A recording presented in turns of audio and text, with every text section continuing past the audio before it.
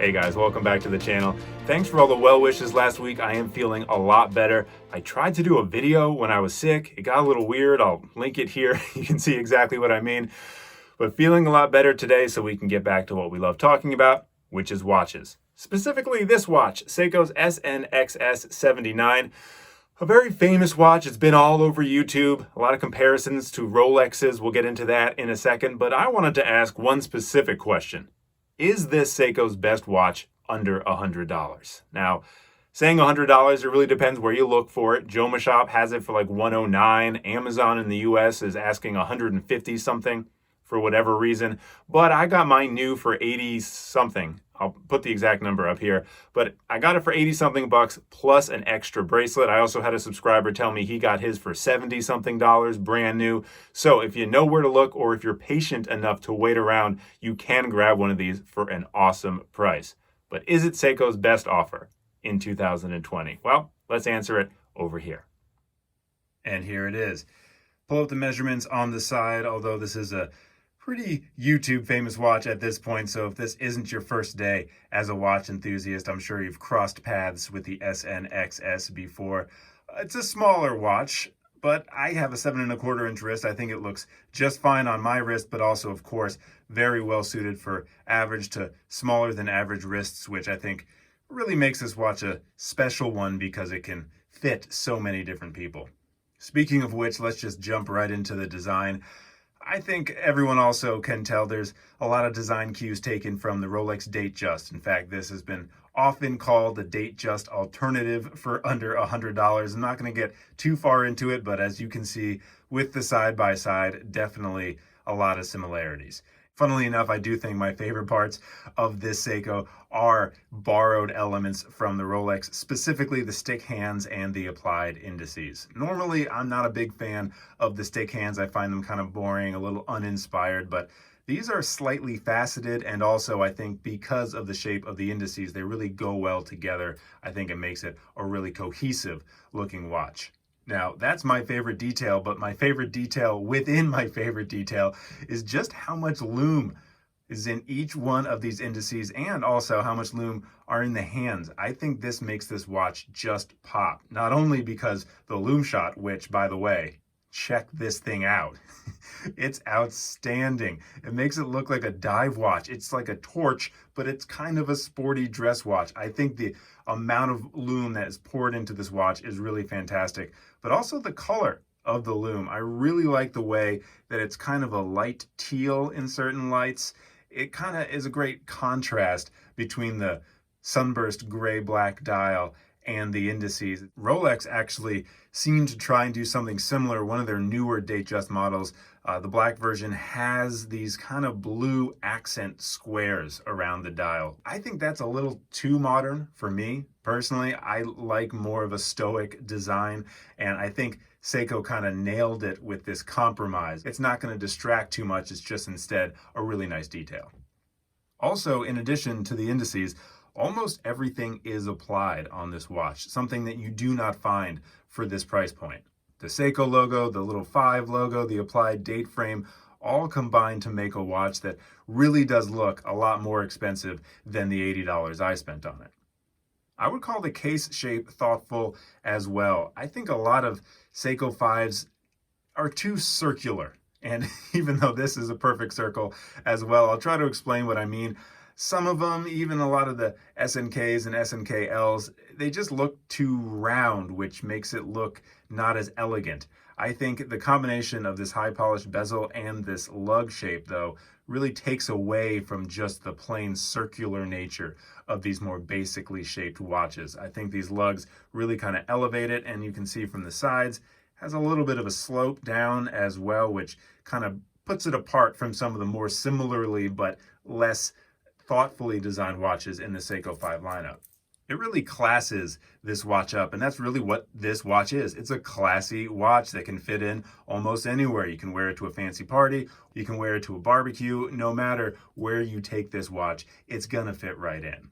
Now let's move over to value for money. And I did cover a lot of it in the design portion because I think a watch with applied indices, applied logo, applied date frame, killer lume, awesome sunburst dial, all that for under $80, no matter what, is going to be a steal.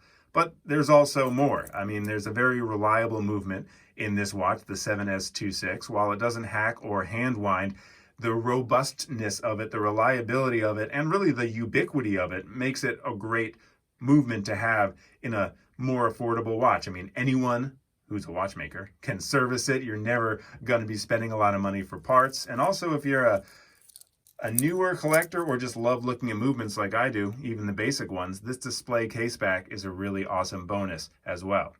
So I think the additional peace of mind of the Seiko brand and the 7S26 movement in combination with all of these extra design features, I mean, for $70 or $80, you really can't ask for more. And that's why I think this is Seiko's star under $100.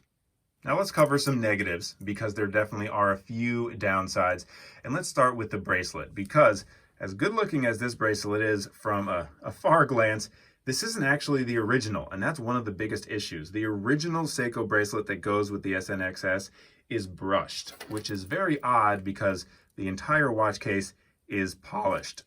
Excuse me. So here's the original bracelet, and you can see it just doesn't go with the watch. The kind of difference in finishing is completely obvious. Luckily though, you can find bracelet alternatives. One small extra negative is that this is a 19mm lug width, so you will be a little bit limited. But as I mentioned earlier, I got this watch with this extra polished bracelet in the 80s of dollars. So even with a double bracelet included, I still didn't pay over 90 bucks for this watch. So I do think the alternatives are affordable enough to not make this a deal breaker.